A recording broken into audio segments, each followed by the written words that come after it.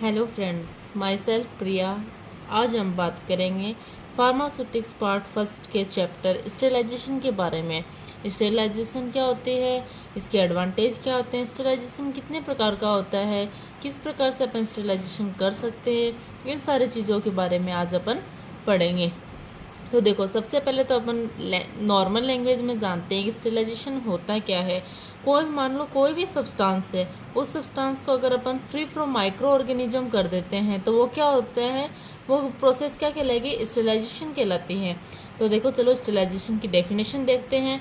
Sterilisation is the process of killing, removing and inactivating of all living microorganism and their spores from pharmaceutical preparation and articles। देखो भी, अपन किस में बात कर रहे हैं, अभी फार्मेसी के अंदर बात कर रहे हैं। फार्मेसी में अपन क्या बनाते हैं, ड्रग्स के टैबलेट्स बनाते हैं, कैप्सूल्स वगैरह बनाते हैं। मतलब क्या करते हैं, फार्मास्यूटिकल प्रिपरेशन करते हैं। फार्मास्यूटिकल प्रिपरेशन करते हैं तो अपन कोई भी ड्रग्स है या फिर कोई इक्विपमेंट है या कोई मटेरियल है, जो कुछ भी है, उसको क्या होना चाहिए, फ्री फ्रॉम माइक्रो ऑर्गेनिज्म होना चाहिए। और सारे इक्विपमेंट्स को, ड्रग्स को, इनको फ्री फ्रॉम माइक्रो ऑर्गेनिज्म करने के लिए क्या करेंगे, अपन स्टेरिलाइजेशन करते हैं। स्टेरिलाइजेशन क्या होता है, स्टेरिलाइजेशन के अंदर क्या होते हैं कि जो ऑल लिविंग माइक्रो ऑर्गेनिज्म है वो क्या हो जाते हैं, इनएक्टिव हो जाते हैं या क्या हो जाते हैं, वहाँ से रिमूव हो जाते हैं। जो उनके स्पोर्स है वो भी फार्मास्यूटिकल प्रिपरेशन से रिमूव हो जाती है। तो इसके अपन फिर से एक बार डेफिनेशन देखते हैं कि sterilisation is the process of killing, removing and inactivating of all living microorganism and their spores from pharmaceutical preparation and articles। ठीक है, ये तो होगी क्या, स्टेरिलाइजेशन की डेफिनेशन। अब आगे देखते हैं। ए प्रोसेस ऑफ किलिंग और inactivating all living microorganism from a dosage form, substance, equipment, container etc is called sterilization. जैसे कि मैंने आपको भी बताया है कि स्टेरिलाइजेशन के प्रोसेस अपन किसके अंदर करते हैं, कोई भी ड्रग्स है, कोई इक्विपमेंट है या कोई भी मटेरियल है जिसको अपन को क्या करना है, फ्री फ्रॉम माइक्रो ऑर्गेनिज्म करना है, तब अपन क्या करेंगे, उसका क्या करेंगे, स्टेरिलाइज करेंगे। ठीक है। अब देखो, अपन दैनिक लाइफ में, मतलब अपन लाइफ में, नॉर्मल लाइफ में दो शब्द यूज में लेते हैं, एक तो एंटीसेप्टिक लेते हैं और एक डिसइंफेक्टेंट लेते हैं। जनरली यदि आपको कोई पूछ ले कि भाई इन दोनों में डिफरेंस क्या है, तो देखो फ्रेंड्स, डिसइंफेक्टेंट तो वो होते हैं जो नॉन लिविंग सरफेस पे काम करते हैं या सब्सटेंस पे काम करते हैं, और एंटीसेप्टिक क्या होते हैं, जो लिविंग सब्सटेंस पे काम करते हैं। नॉन लिविंग का मतलब है जैसे कोई भी फर्श मान लो, जैसे कि अपन फिनाइल वगैरह डालते हैं, फर्श पे फिनाइल से साफ करते हैं, तो वो क्या है, नॉन लिविंग सब्सटेंस है। और एंटीसेप्टिक कब काम में लेते हैं अपन, जब कोई भी ड्रग्स है, अपन को कहीं लग जाती है, कोई चोट लग जाती है, तो अपन क्या करते हैं, उसके ऊपर एंटीसेप्टिक लगाते हैं, तो वो क्या होती है, लिविंग सब्सटेंस होती है। देखो एक बार इनकी दोनों की डेफिनेशन देख लेते हैं कि डिसइंफेक्टेंट होता क्या है। These are the agents which are mainly used to destroy the microorganism from non-living substance। ये भी क्या करती है अपन। अब आप बोलोगे कि मैडम आप तो स्टेरिलाइजेशन पढ़ा रहे थे, बीच में डिसइंफेक्टेंट और एंटीसेप्टिक कहाँ से आ गया। देखो, अपन स्टेरिलाइजेशन की डेफिनेशन के अंदर क्या पढ़ा है कि अपन उसमें क्या करते हैं, माइक्रो ऑर्गेनिज्म को क्या करते हैं, डिस्ट्रॉय करते हैं, रिमूव करते हैं वहाँ से। तो डिसइंफेक्टेंट में भी अपन क्या करते हैं, जो माइक्रो ऑर्गेनिज्म है उसको क्या करते हैं, डिस्ट्रॉय करते हैं, लेकिन किसके ऊपर करते हैं, नॉन लिविंग सब्सटेंसेस के ऊपर करते हैं। लाइक फर्श वगैरह है, जो फिनाइल वगैरह है, ये क्या है, डिसइंफेक्टेंट है। फिर आता है antiseptic. These are the substances which are mainly use to inhibit the growth of microorganism and destroy the germs. ये they are use on the skin. Skin क्या है, अपनी लिविंग सब्सटेंस है, और इसलिए एंटीसेप्टिक्स अपन किस में लाते हैं, लिविंग ऑर्गेनिज्म में काम में लेते हैं। अब बात आती है मेथड ऑफ द स्टेरिलाइजेशन। अपन स्टेरिलाइजेशन की डेफिनेशन देख ली, डिसइंफेक्टेंट के बारे में देख लिया, एंटीसेप्टिक के बारे में देख लिया, इन दोनों में क्या डिफरेंस होता है ये भी देख लिया फ्रेंड्स। अब अपन देखते हैं मेथड्स फॉर स्टेरिलाइजेशन। तीन मेथड होते हैं। फर्स्ट होता है फिजिकल मेथड होता है, सेकेंड होता है केमिकल मेथड और थर्ड होता है मैकेनिकल मेथड। फिजिकल मेथड्स में भी तीन पार्ट्स होते हैं। फर्स्ट होता है ड्राई हीट स्टेरिलाइजेशन, जिसको अपन क्या बोलते हैं, हॉट एयर ओवन। सेकंड होता है मॉइस्ट हीट स्टेरिलाइजेशन, जिसको अपन क्या बोलते हैं, ऑटोक्लेव। थर्ड होता है sterilisation bye radiation.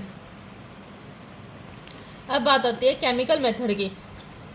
Chemical method में होता है sterilisation by the gases. Second होता है स्टेरिलाइजेशन बाय द डिसइंफेक्टेंट। फिर आती है मैकेनिकल मेथड। मैकेनिकल मेथड में होता है स्टेरिलाइजेशन बाय द फिल्ट्रेशन। अब अपन बात करेंगे स्टार्टिंग से फिजिकल मेथड की कि फिजिकल मेथड क्या होता है, इसके अंदर कौन से ऑपरेटर्स काम में लिए जाते हैं और इसमें स्टरलाइजेशन की प्रोसेस है वो किस तरीके से की जाती है। देखो फिजिकल मेथड क्या होता है, the substances which are sterilised by the heat is also known as the physical method of the sterilisation. जो मतलब किसको हीट के द्वारा अगर किसी भी सब्सटेंस को स्टरलाइज किया जाता है तो वो क्या कहलाएगा, फिजिकल मेथड कहलाएगा। इसमें फर्स्ट आता है dry heat sterilisation. Dry heat sterilisation को अब मैंने अभी आपको बताया था, अपन क्या बोल सकते हैं, hot air oven. Hot air oven अपन इसको क्यों बोलते हैं कि ड्राई हीट स्टरलाइजेशन की प्रोसेस है वो किस अपरेटस के अंदर होती है, hot air oven. Hot air oven क्या है, एक अपरेटस है जिसकी आपको कंस्ट्रक्शन दिखाई दे रही है। ये देखो इसमें ऊपर एक एयर वेंट लगा होता है, बीच में परफोर्टेड सेल्स होती है, नीचे एक हीटिंग एलिमेंट लगा होता है, एक टेम्परेचर रेगुलेटर लगा होता है, एक थर्मामीटर लगा होता है और एक डोर लगा होता है। देखो अभी मैंने जो डायग्राम में आपको दिखाया है कि द हॉट एयर, अब उसकी कंस्ट्रक्शन लिखेंगे अपन। कंस्ट्रक्शन कैसे लिखते हैं कि जिस प्रकार का जो ऑपरेटस है वो ऑपरेटस में क्या क्या चीज़ें लगी हुई है वो सारी चीज़ें क्या होती है, इसकी कंस्ट्रक्शन होती है। तो देखो लिखेंगे the hot air oven also consist of the metallic chamber which are made up of aluminium and stainless steel. अब ये देखो डायग्राम में आपको मैं दिखाती हूँ कि ये जो इसका बाहर का जो चैम्बर है किसका बना होता है, एल्यूमिनियम एंड स्टेनलेस स्टील का बना होता है। It is electrically heated and thermostatically controlled. ये क्या होता है, इलेक्ट्रिकली हीटेड मैंने दिखाया था, उसके नीचे एक हीटिंग एलिमेंट लगा होता है। It have 3-4 perforated shelves which hold the material to be sterilize. ये देखो इसमें ये क्या होती हैं, 3 से 4 एक सेल्स होती हैं जो क्या करती हैं, जो भी मटेरियल अपन को स्टेलाइज करना है उसको क्या करती हैं, होल्ड करती हैं, पकड़ती हैं। The wall of the chamber are double in which the insulator fix. जो वॉल की जो चैम्बर है, जो वॉल की जो आउटरिंग है वो क्या होती है, डबल होती है और उनके बीच में क्या लगा होता है, एक इंसुलेटर लगा होता है which prevent the heat loss. वो क्या करता है, हीट के क्षयन को रोकता है, हीट लॉस को क्या करता है, कम करता है। The heating element is fitted at the bottom which produce the heat. ये देखो हीटिंग एलिमेंट इसके कहाँ पे लगा है, बॉटम में लगा है, जो क्या करते हैं, हीट को प्रोड्यूस करते हैं। The air vent is fitted at the top. ये अभी मैंने आपको स्टार्टिंग में बताया था कि जो एयर वेंट है वो कहाँ पे लगा होता है, इसके टॉप पे लगा होता है। The air vent is fitted at the top which maintain the temperature according to your need. अपन को जितनी नीड है, जितनी टेम्परेचर की नीड है वो उसको क्या करेगा, उतना ही मेंटेन करता है। With the help of thermometer the temperature is controlled by the temperature regulator. जो अपन ने टेम्परेचर रेगुलेटर लगाया है वो थर्मामीटर के द्वारा क्या करेगा, उस टेम्परेचर को क्या करेगा, रेगुलेट करेगा। The heat is circulated by the fan. एक इसके अंदर क्या लगा होता है, फैन लगा होता है जो हीट को क्या करता है, पूरे अपरेटस के अंदर क्या करता है, सर्कुलेट करता है। एक बार फिर से देखो अपन इसकी कंस्ट्रक्शन देखेंगे। सबसे पहले देखेंगे कि द हॉट एयर ओवन है वो also consist of the metallic chamber which are made up of stainless steel and aluminium. ये क्या होता है, एक मेटेलिक चैम्बर होता है जो एल्यूमिनियम और स्टेनलेस स्टील का बना होता है। It is electrically heated and thermostatically control होता है। इलेक्ट्रिकली हीटेड, भाई इलेक्ट्रिकली हीटेड क्यों लिखा है अपन ने इसके अंदर, क्यों, इसके अंदर नीचे अपन क्या लगाते हैं, हीटिंग एलिमेंट लगाते हैं। हीटिंग एलिमेंट किससे कनेक्टेड होगा, इलेक्ट्रिकली से कनेक्टेड होगा, इसलिए अपन ने इसको लिखा है कि इलेक्ट्रिकली हीटेड एंड थर्मोस्टेटिकली। क्यों लिखा है कि अपन ने इसके अंदर क्या लगाया, एक थर्मामीटर लगाया है जो अपने टेम्परेचर को क्या करेगा, रेगुलेट करेगा। तो ये क्या है, थर्मोस्टैटिकली कंट्रोल्ड ऑपरेटस है। इट हैव अपन, और एक अपन उसके अंदर क्या देखा है कि उसके अंदर 3 से 4 परफोर्टेड सेल्स रखी हुई हैं जो क्या करती हैं, मटेरियल को क्या करते हैं, जो भी मटेरियल अपन को स्टेलाइज करना है उसको क्या करती हैं, होल्ड करके रखती हैं, पकड़ के रखती हैं। और उसका वॉल का जो चैम्बर है वो क्या है, डबल है, जिसके बीच में क्या लगा हुआ है, इंसुलेटर लगा हुआ है। वो क्या करता है कि जो हीट अपन प्रोड्यूस करेंगे, जो हीट अपन उसको ऑपरेटर्स को देंगे, उसके लॉस होने से वो उसको बचाता है। फिर एक जो हीटिंग एलिमेंट है वो इसकी बॉटम में लगा होता है, जो एयर वेंट है वो उसकी कहाँ पे लगा होता है, टॉप पे लगा होता है। इस प्रकार से इसकी एक पूरी कंस्ट्रक्शन होती है। और एक इसमें फैन लगा होता है जो पूरे हीट को पूरे apparatus में क्या करता है, फ्लो करता है उस हीट का। ये तो हो गई बात इसकी कंस्ट्रक्शन की। अब अपन बात करेंगे कि ये वर्किंग कैसे करती है मशीन। तो सबसे पहले अपन क्या करेंगे कि जो भी चीज़ है, जो भी मटेरियल अपन को क्या करना है, स्टेरिलाइज करना है, उसको उसके किस में रख देंगे, परफोर्टेड सेल्स में रख देंगे। तो फर्स्ट लाइन लिखेंगे अपन, the material to be sterilize are put on the perforated sales.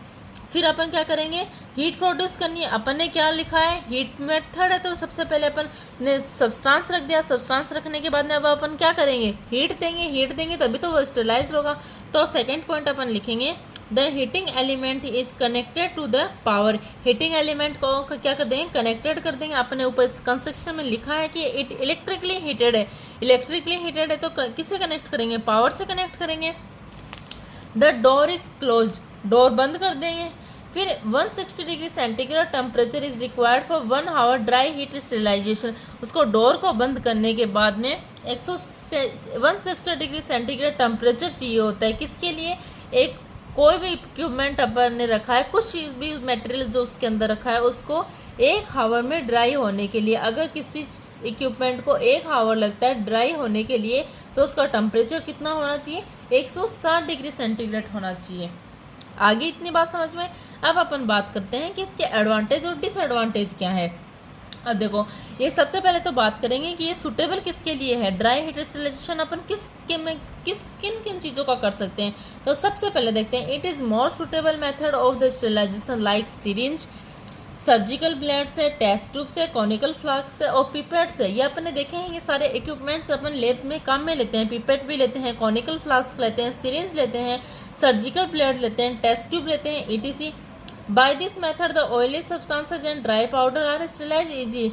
जो ऑयली सब्सटेंस है और जो ड्राई पाउडर्स है वो भी अपन इसके अंदर इजीली स्टेरिलाइज कर सकते हैं। It is less damage metal equipment and glassware. ये क्या करते हैं, जो ग्लासवेयर की जो चीज़ें होती हैं उनको क्या करते हैं, लेस डैमेज करती है, मतलब उनका ज़्यादा नुकसान नहीं करती है। एडवांटेज देख लिया। सबसे ज़्यादा सूटेबल तो किसके लिए है, सिरिंज के लिए है, फ्लास्क के लिए है, पिपेट के लिए, इनके लिए है। फिर इसके अंदर अपन ऑयली सब्सटेंस और ड्राई पाउडर को भी स्टेरिलाइज कर सकते हैं। फिर इसके अंदर जो होता है वो क्या होता है, लेस डैमेज होता है किसका, मेटल इक्विपमेंट का एंड ग्लासवेयर का। अब देखते हैं इसका डिसएडवांटेज क्या है। थर्मोलेबाइल सब्सटेंसेस, थर्मोल। अब देखो भाई, कोई भी चीज़ है, मतलब कोई ऐसी चीज़ जो हीट को सहन नहीं कर सकती, हीट के संपर्क में आने से क्या हो जाएगी, खराब हो जाएगी। तो वो चीज़ें क्या अपन उसके अंदर स्टेरिलाइज कर सकते हैं, नहीं कर सकते। तो ये इसका क्या है, एक डिसएडवांटेज है। तो अपना फर्स्ट पॉइंट लिखेंगे, thermolabile substances and most of the medicament are not sterilised by this method because they are destroy at the higher temperature. कि वो ड्रग्स और वो सब्सटेंसेस जो क्या हाई टेम्परेचर पे क्या हो जाती हैं, डिस्ट्रॉय हो जाती है, ख़राब हो जाती है। 160 डिग्री सेंटीग्रेड टेम्परेचर कम नहीं होता है दोस्तों, ज़्यादा ही होता है। तो अगर ऐसी ड्रग्स जो इनमें क्या हो जाएंगी, ख़राब हो जाएंगी, इस टेम्परेचर पे ख़राब हो जाती है, तो क्या अपन उसको इसमें हॉट एयर ओवन में स्टेरिलाइज कर सकते हैं, नहीं कर सकते हैं। तो ये क्या हो गया, इसका डिसएडवांटेज हो गया है। This method is not suitable for volatile liquid है, एल्कोहल एंड वाटर है। इन सब के लिए भी क्या होते हैं, ये जो मेथड है ये सुटेबल नहीं है। This method is unsuitable for surgical dressing के लिए भी ये क्या है, अनसुटेबल। एक बार फिर से फ्रेंड्स अपन पूरे चैप्टर्स को एक बार रिवाइज करते हैं। इसके आगे का पार्ट्स में आपको नेक्स्ट वीडियो में बताऊंगी। और अगर दोस्तों अगर आपको मेरा वीडियो पसंद आया है तो प्लीज़ मेरे चैनल को लाइक, सब्सक्राइब और कमेंट करके ज़रूर बताएं। और एक बार फिर से अपन शॉर्ट्स में इसको एक हिंदी लैंग्वेज में एक बार समझ लेते हैं कि स्टेरिलाइजेशन क्या है, क्या मेथड है। स्टेरिलाइजेशन वो प्रोसेस होती है जिसमें किसी भी इक्विपमेंट या ड्रग को क्या किया जाता है, फ्री फ्रॉम माइक्रो ऑर्गेनिज्म किया जाता है। उसके जो माइक्रो ऑर्गेनिज्म है उसको डिस्ट्रॉय किया जाता है। स्टेरिलाइजेशन की जो है वो 3 मेथड के द्वारा होता है। फिजिकल मेथड के द्वारा होता है, केमिकल मेथड के द्वारा होता है और मैकेनिकल मेथड के द्वारा होता है। फिजिकल मेथड में क्या आता है, ड्राई हीट स्टेरिलाइजेशन आता है, मॉइस्ट स्टेरिलाइजेशन आता है और स्टेरिलाइजेशन बाय रेडिएशन के द्वारा आता है। केमिकल मेथड में क्या आते हैं, स्टेरिलाइजेशन बाय गैसेज आएगा, स्टेरिलाइजेशन बाय द डिसइंफेक्टेंट आएगा। मैकेनिकल मेथड में क्या आएगा, स्टेरिलाइजेशन बाय द फिल्ट्रेशन। अपन ने बात की है फिजिकल मेथड के ड्राई हीट स्टेरिलाइजेशन की। तो सबसे पहले अपन देखेंगे फिजिकल मेथड क्या होता है।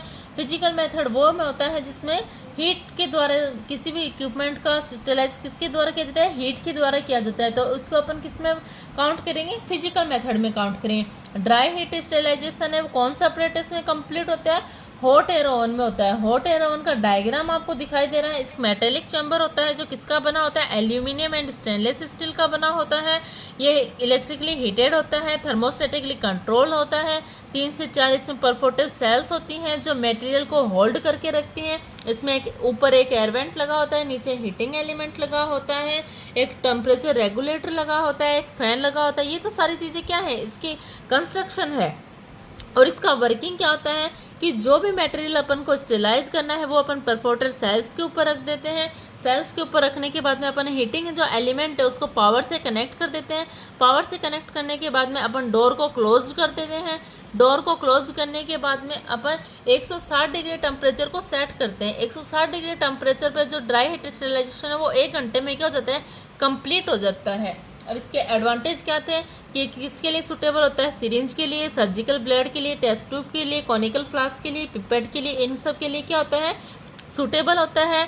और जो ऑयली सब्सटेंस है, जो ड्राई पाउडर है, उनके लिए भी सूटेबल होता है। और डिसएडवांटेज क्या है कि जो थर्मोलेबाइल सब्सटेंस है जैसे और कोई वोलेटाइल लिक्विड है, एल्कोहल एंड वाटर है, इन सब के लिए क्या होता है, सूटेबल नहीं होता है। ये तो अपनी बात हो गई हॉट एयर ओवन की। नेक्स्ट वीडियो में अपन बात करेंगे ऑटोक्लेव की। Thank you so much friend, and please मेरे चैनल को लाइक सब्सक्राइब जरूर करें।